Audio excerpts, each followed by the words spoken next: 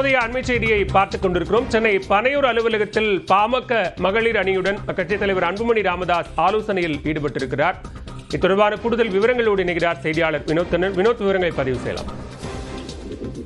மாலவில் வருகின்ற 2026ஆம் ஆண்டு சட்டமன்ற தேர்தல் நடைபெறவுள்ள இந்த நிலையில் பாட்டாளி மக்கள் கட்சி சார்பில் எவ்வாறு இந்த தேர்தலை எதிர்கொள்ள வேண்டும் என்றெல்லாம் மாவட்ட செயலாளர்களுடன் ஆலோசனை கூட்டத்தில் அன்புமணி பலமுறை ஈடுபட்டிருந்தார். இந்த நிலையில் மகளிர் அணியை சேர்ந்த பாமக மகளிர் அணியை சேர்ந்தவர்களுடன் தற்போது இந்த பனையூர் அலுவலகத்தில் உள்ள ஆலோசனை கூட்டத்தில் ஈடுபட்டு வருகிறார். தொடர்ந்து இன்று நண்பகல் முதலிருந்து தமிழகத்தில் உள்ள பல்வேறு மகளிர் அணியை சேர்ந்த முக்கிய நிர்வாகிகளை அழைத்து இந்த பாமக கட்சி அலுவலகத்தில் தற்போது ஆலோசனை கூட்டத்தில் ஈடுபட்டு வருகிறார். அதைத் தொடர்ந்து பாமகவின் வழக்கறிஞர் சமூக நீதி பேரவைத் தலைவராக இருந்த பாலுவை நீக்கம் செய்துள்ள இந்த நிலையில் அவருடனான ஒரு அந்த சமூக நீதி பேரவையை சேர்ந்த நிர்வாகிகளுடன் அன்புமணி இன்னும் சற்று நேரத்தில் ஆலோசனை கூட்டத்தில் ஈடுபட உள்ளதாக ஒரு தகவலானது வெளியானது.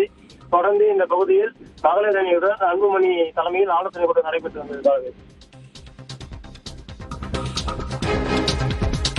விவரங்களுக்கு நன்றி வினோத்.